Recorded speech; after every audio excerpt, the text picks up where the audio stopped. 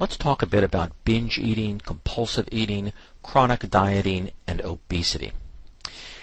And the first thing to emphasize in relation to these is that they really don't represent any kind of official designation as disorders within the Diagnostic and Statistics Manual of Mental Disorders, the DSM-4-TR, the current version of the DSM. They may represent some problems, some struggles, some difficulties surrounding eating, but they don't really yet constitute officially designated disorders, although as we'll talk about, it may well be that one or more of these winds up getting classified as a disorder in the upcoming DSM-5 as that undergoes development.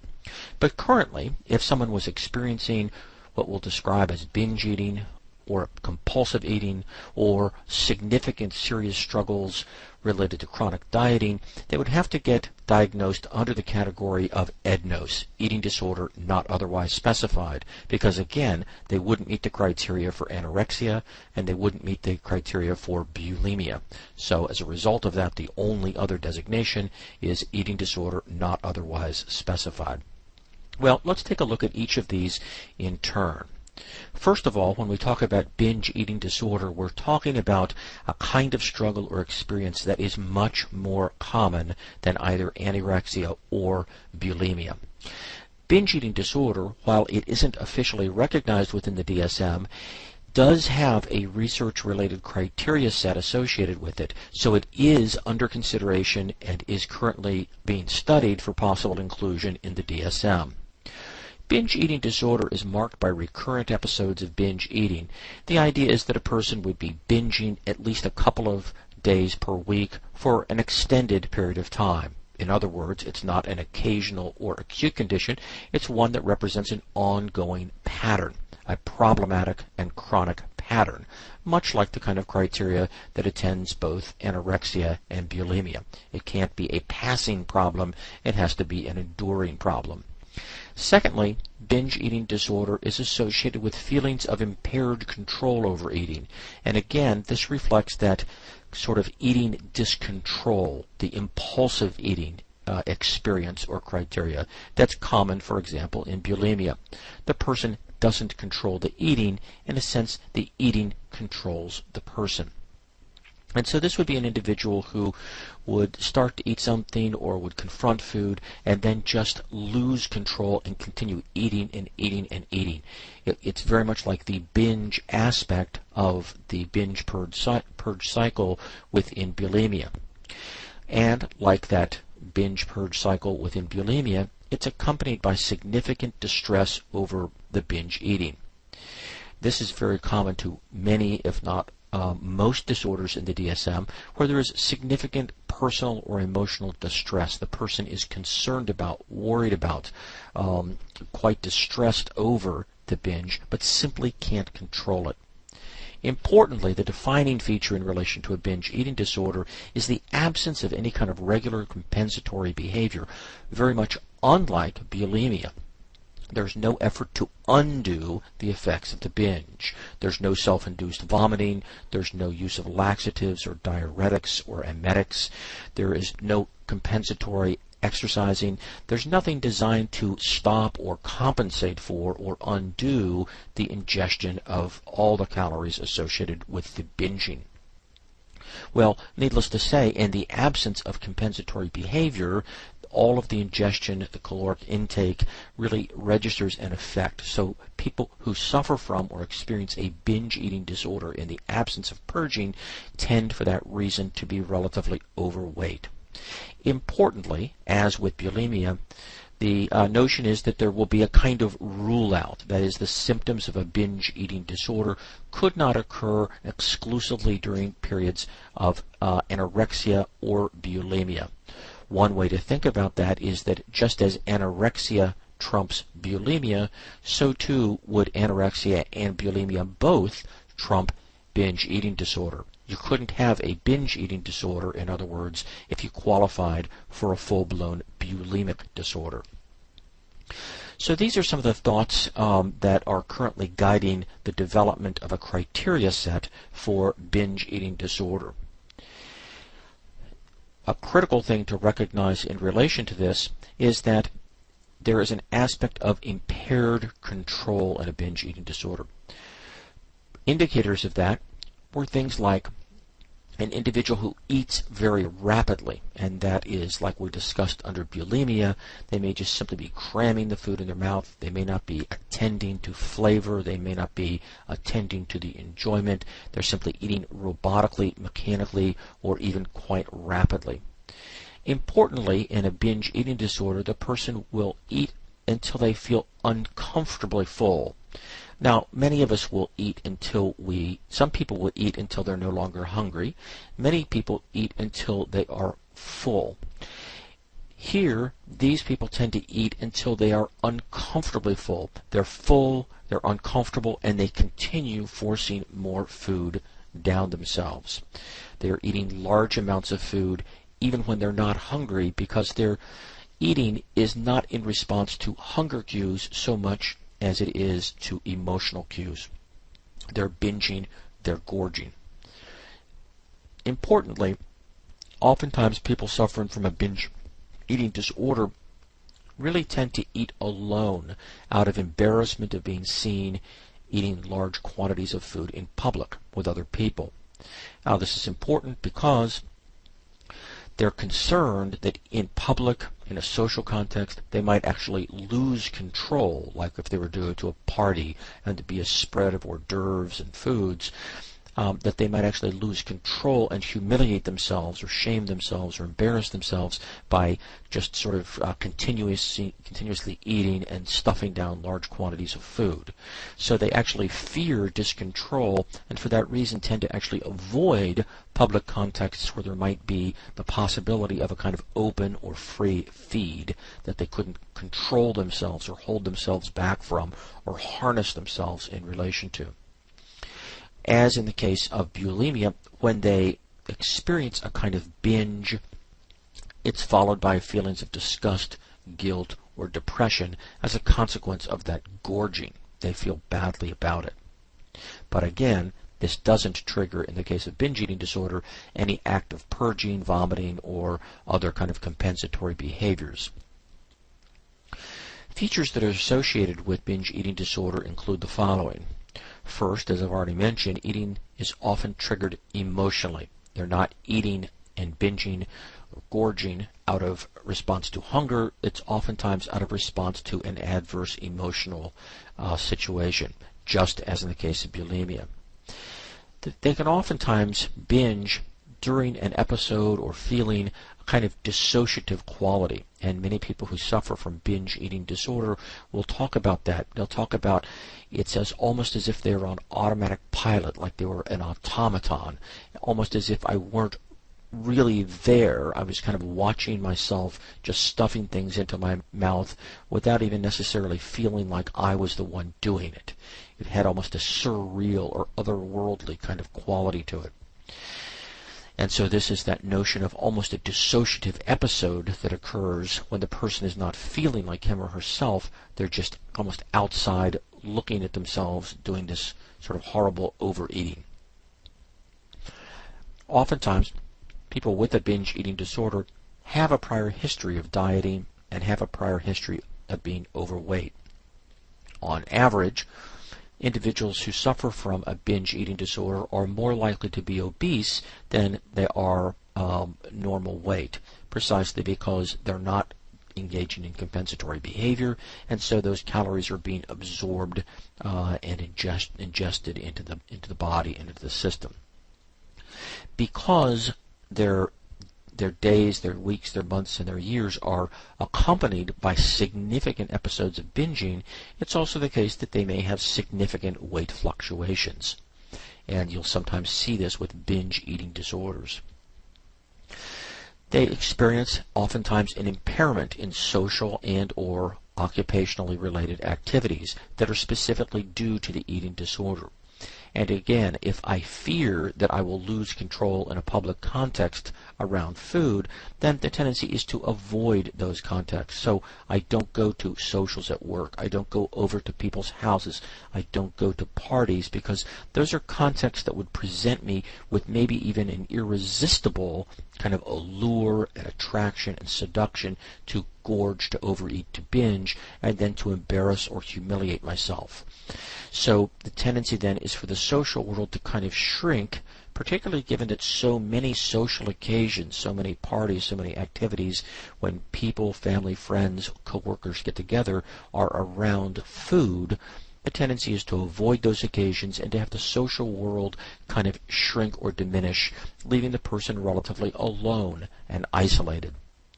Not surprising then, this contributes to increasing levels of depression, self-loathing, anxiety, and of course an ongoing sense of bodily concern and interpersonal sensitivity relative to normal population. So they develop a kind of vigilance around their eating, a kind of vigilance about their appearance, and a kind of self-hatred about not being able to control their eating. They avoid people, they feel anxious, they feel depressed, they don't want to be discovered, and so they wind up being relatively alone, relatively isolated, and relatively depressed. Well, what can we say about the prevalence of binge eating disorder? It's difficult to say. It's not an officially recognized disorder, so for that reason it's not well known or studied at this time, and that work in truth is taking place even as we speak.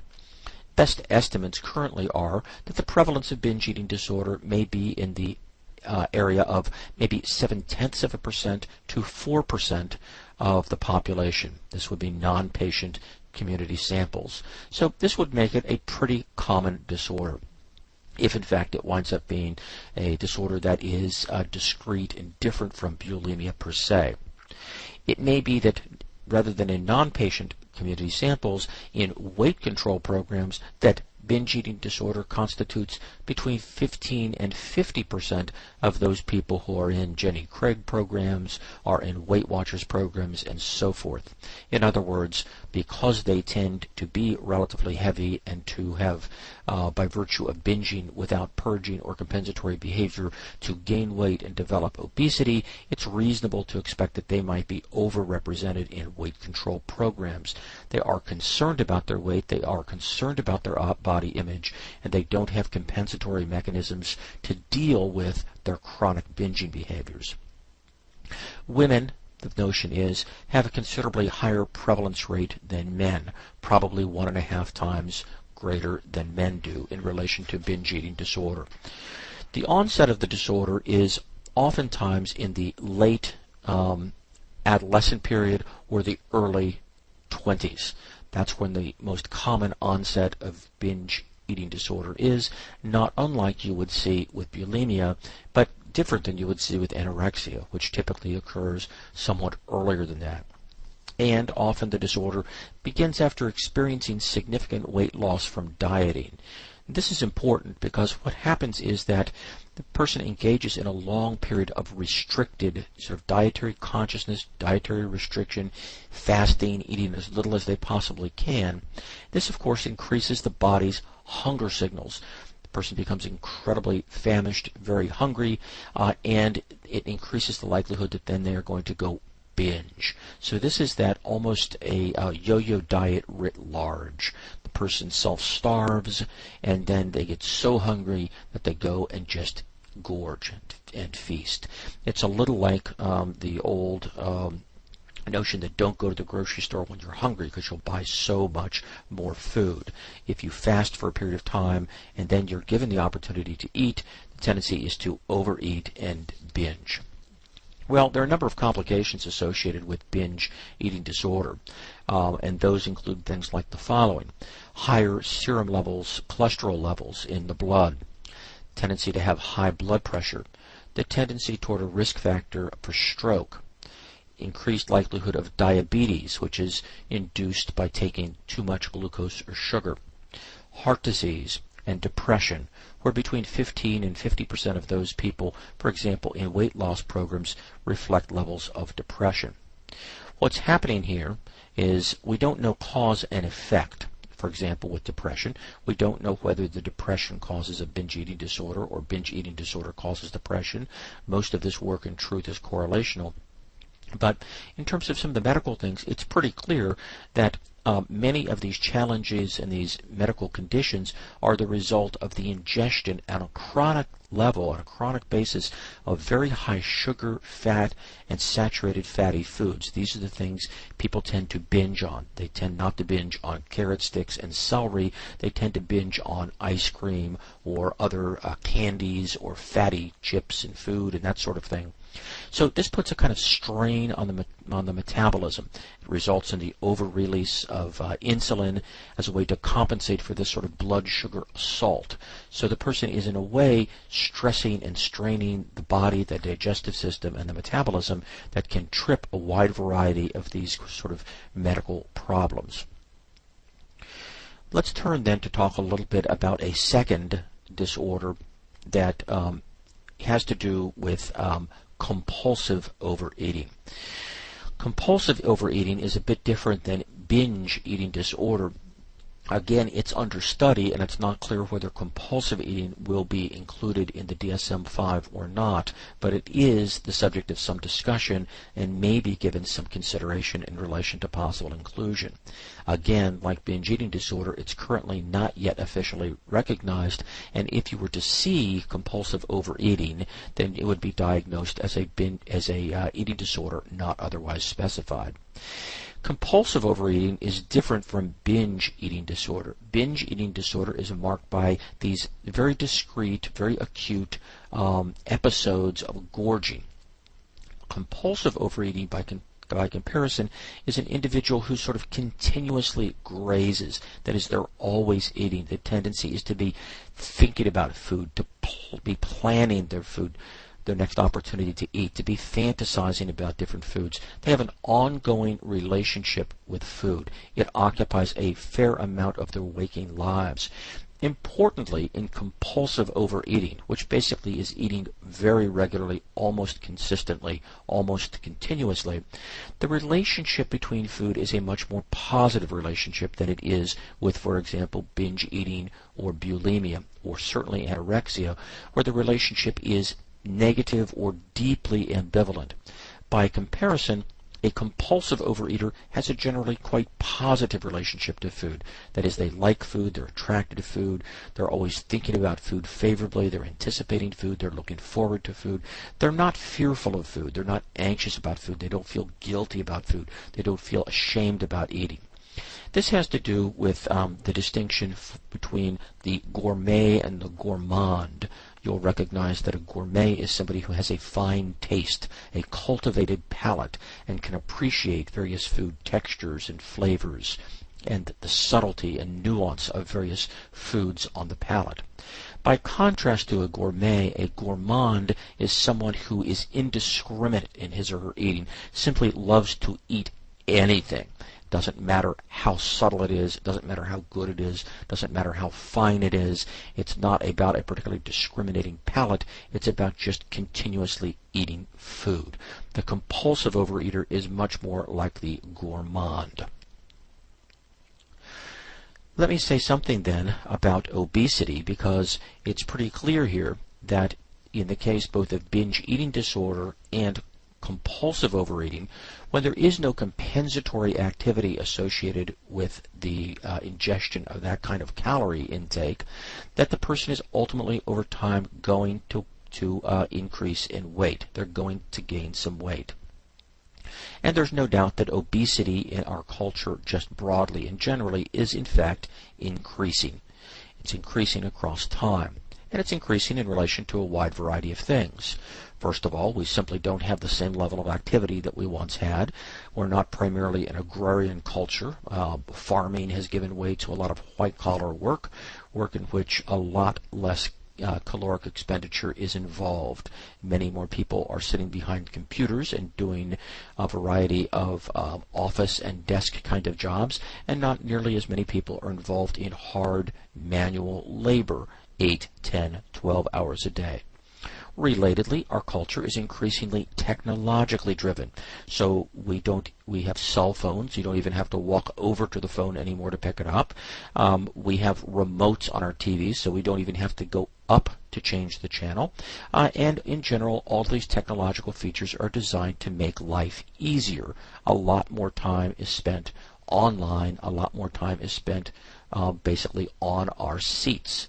And so the result is that we're not as active and we don't expend as much energy. But we do eat as much, so the tendency is for us to gain weight. A National Health and Nutrition Examination study found that a little over 50% of American women and 59% of American men are overweight or seriously overweight. And the way that overweight designation currently is made is on the basis of the body mass index. And this shows what the definition for being overweight is for women and for men. For women, being overweight is having a body mass index between 27.3 and 32.3. That's the designation of being overweight for a woman. For a man, it's having a body mass index between 27.8 and 31.1. For women, being obese is defined as having a body mass index above 32.3, and for men above 31.1. That's the official medical definition for obesity. Interestingly, the men and women tend to gain weight at somewhat different periods of their developmental trajectory. For men, it's oftentimes that they gain their weight in their early 20s, whereas women tend to gain weight after menopause, typically when the production of estrogen changes dramatically. So here we can see the covariation between aspects of hormonal functioning and weight gain. I want to emphasize that the standards of what counts as overweight has changed.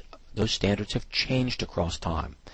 Originally, traditionally, even as little as 20 or 30 years ago, we kind of had an arbitrary criteria. We regarded people as overweight when they were 20% or more above the norm for, say, their age. But we now tend to look not at a percentage per se, but a body mass index, the BMI. Even still, the BMI doesn't take into account a wide variety of factors. It doesn't take into account, for example, the ratio of muscle and fat. We know muscle weighs a lot more, for example. It doesn't take into account differences in ethnicity, and we know those do exist. It doesn't take into account body frame and so forth. So it's still the case that the BMI definition for weight, being overweight or being obese, still doesn't take into account all the factors, but it probably is a little bit better than a single arbitrary percentage above a norm. Now I'm going to turn to talk a little bit about obesity and its changes across time in the United States to give you a sense of how we are sort of a fattening nation. And here let me emphasize a couple of things and give you a couple of images. Here are the obesity trends in America. And I think this is quite helpful to look at because here what we have is we have the states in one of three different colors. You'll see the states in which there were in 1985 no data available. Those are marked in white. Those in which less than 10% of the population was obese are in light blue. And those are in a medium blue color where 10 to 14% of the population in the state would be regarded as obese.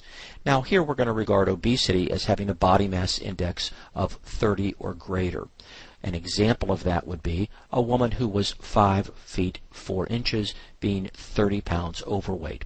So again, you can see there are a smattering of states in which 10 to 14% of the population is would be overweight by that definition, would be obese by that definition, and there are a smattering of states in which less than 10% of the population would be overweight, and a lot of states with no available data. Now let's take that map and let's just fast forward and look at the same thing in the year 1990. Now you can see, number one, there are relatively few white states. In other words, data are available in most states. Number two is the number of states in which less than 10% of the population is obese, according to this definition of obesity, have increased substantially, from a smattering to quite a few. And importantly, the number of states in which 10 to 14% of the population is obese have increased dramatically, from a smattering to a very substantial percentage of the overall United States, probably greater than 50%. Now let's take that same map and let's fast forward yet again 5 more years and go to 1995. In 1995, you can see that there now are no white states. There are data available in all states, and there are relatively few states, in fact I'm not sure I see any, in which there is fewer than 10% of the population that are obese. Instead, you roughly have the nation divided into halves. Pretty much half the states have 10 to 14% of their population being obese, and the other half have now a new category that is 15 to 19% of their population is obese. In other words, you see the fattening of the nation. Take this same map and let's just do one more episode of fast forwarding and go from 1995 to the year 2000. And now what do we see? Again, there are no states that have no available data.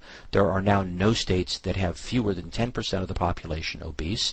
There is only one state that has 10 to 14% of its population as being obese, and now the states are roughly divided between those in which 15 to 19% of the population are obese and those in which greater than 20% of the population is obese. So you can see this general trend across time to become heavier and heavier, with higher and higher percentages of the population becoming progressively more obese. Obviously, if we were to fast forward to today, we could all be pretty certain what direction our predictions would be headed. Now, let me say something about chronic dieting and obesity, and this requires that we say something about set point theory. Set point theory has to do with the notion that each person's body has a kind of set point, or a genetically programmed desired weight range, the ideal place that your weight should be. And the body then regulates itself to maintain a kind of dynamic equilibrium around that set point. So when a person binges, or when they fast and restrict their food intake, the body either speeds up or slows down, in other words, engages in a kind of metabolic compensation. A good way to think of that is to think about a thermostat. When the temperature in your apartment, for example, falls below the temperature you set, the heat comes on to sort of warm things up in your room.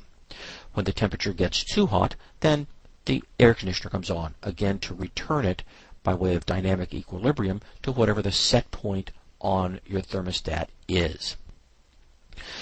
The relevance for set point theory in relation to weight is exactly analogous to this. That is, when you lose weight, then your body realizes, wait a second, I've got to kind of get going here and store up some fat. And so what it does is it slows the metabolism down, it extracts more calories out of the available food, and it tries to make that food last.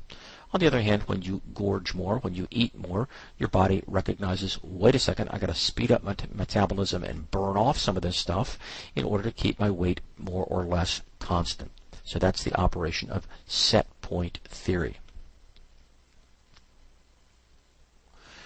When the body is deprived of food, as I mentioned, it tends to increase feelings of hunger, and it changes the metabolism to weigh more food until its original set point is regained. It's really striving to kind of retain whatever the set point is. However, the body now tends to store more fat in order to protect itself against future restrictive eating. That is, episodes in which there isn't sufficient food available. This is why many people who diet in order to lose weight very quickly oftentimes wind up regaining the weight that they've lost, or even sometimes gaining more weight as a result. because what they do is, by virtue of losing weight, they're setting their metabolism down lower and lower and lower, and then when they do eat, the body kind of rebounds to store up that extra weight, to extract every available calorie out, because it is anticipating, you have taught it to anticipate, a scarcity of food, a restriction of food, and so it's going to get all it can get when it can get it, and it's going to convert it into fatty adipose tissue that can be used like a storage source, like a battery, for later energy expenditure and energy needs. Research has shown, for example, that of those people who lose 25 or more pounds, 90% of them regain all of that weight within 2 years. And within 5 years, virtually everyone regains that weight. 98% regain that weight. This is the notion of set point theory. I want to emphasize here an interesting irony, and that is that while 80 to 90% of individuals who are on diets at any one time are women, the truth of the matter is that more men are actually likely to be overweight. This speaks to sort of the double standard in our culture. That is, women tend to be valued according to how they look. And even though they may not be the most obese, the more obese of the two genders, the tendency is for them to actually concentrate on their appearance and to be more likely by far than men to be involved in weight restriction or dieting. I want to mention here that the relationship between weight and health is a really complex one and not completely and thoroughly understood, but it's probably not as simple of a relationship as is oftentimes portrayed in the media. In the media, it would appear as if obesity was a horrible, terrible thing, that it would be a major health hazard, one of the top health hazards, that obesity needs to be tackled, it needs to be addressed, and it needs to be reduced because it is causing horrible, deleterious kind of effects on our nation's health. And the truth is, the relationship between obesity and weight more generally and health consequences is not that well understood. It's certainly the case that weight is increasing across time. There is absolutely no doubt about that. Even among kids, unquestionably, we're a more sedentary culture. Kids used to be outside running around playing ball, playing cowboys and Indians, and just sort of running around, running amok, doing things. Now they're more likely to be playing video games, to be doing social networking sites like MySpace or Facebook, and they're more likely to be watching DVDs and watching television.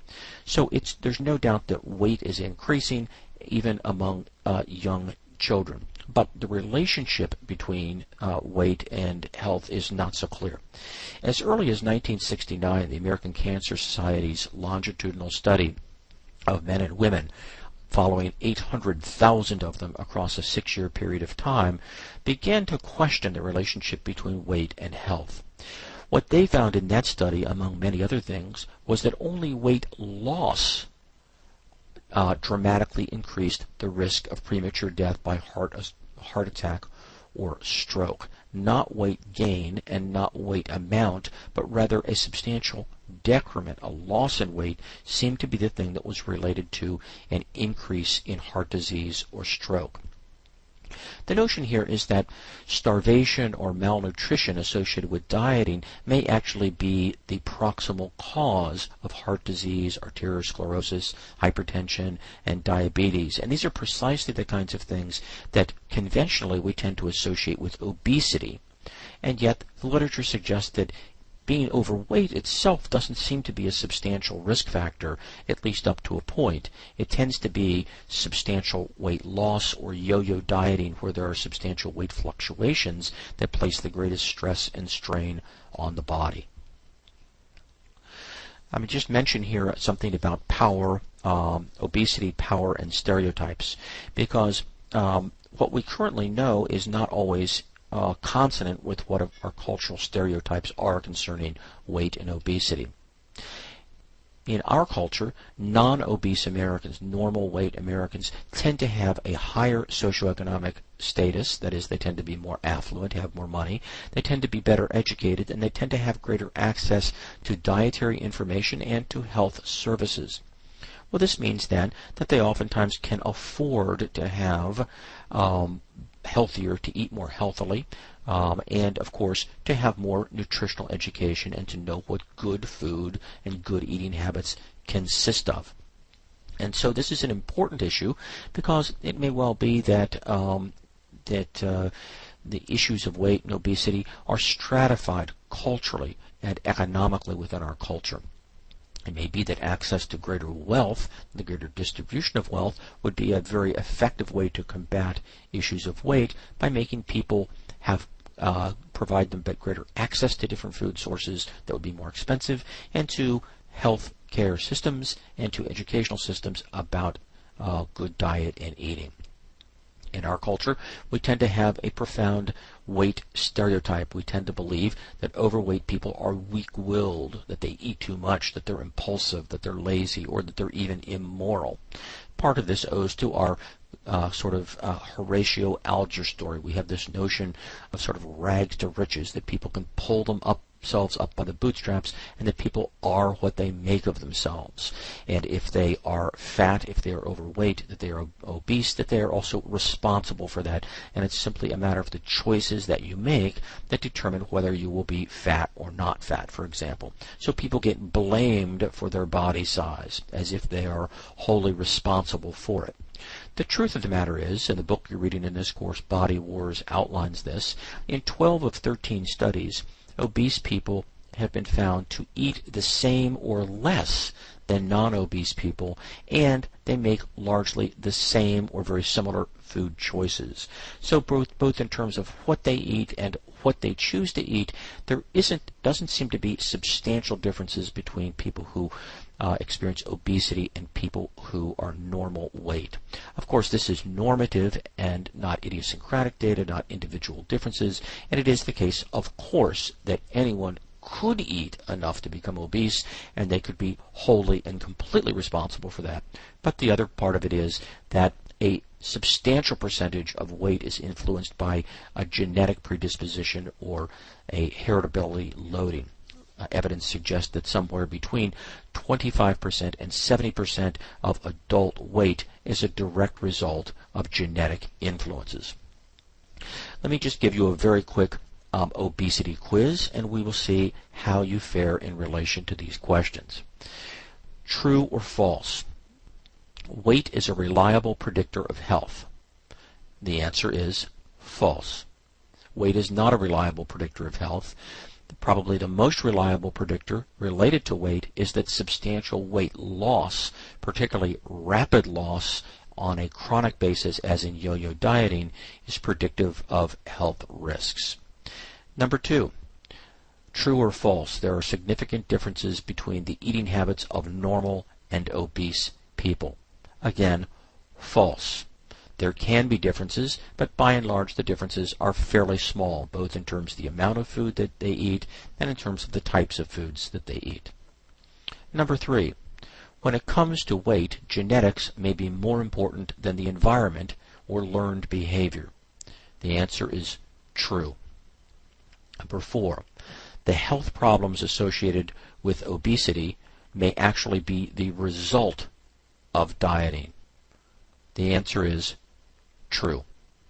And finally, fat on the body is always a predictor of dangerous fat in the body, like clogged arteries. And here the answer is false. That's simply not true. If you're interested in more information about the role of obesity and weight and health, then I encourage you to take a look at this website, www.weight.com, where you'll find a variety of information about recent studies and findings concerning obesity, weight, and various health-related issues.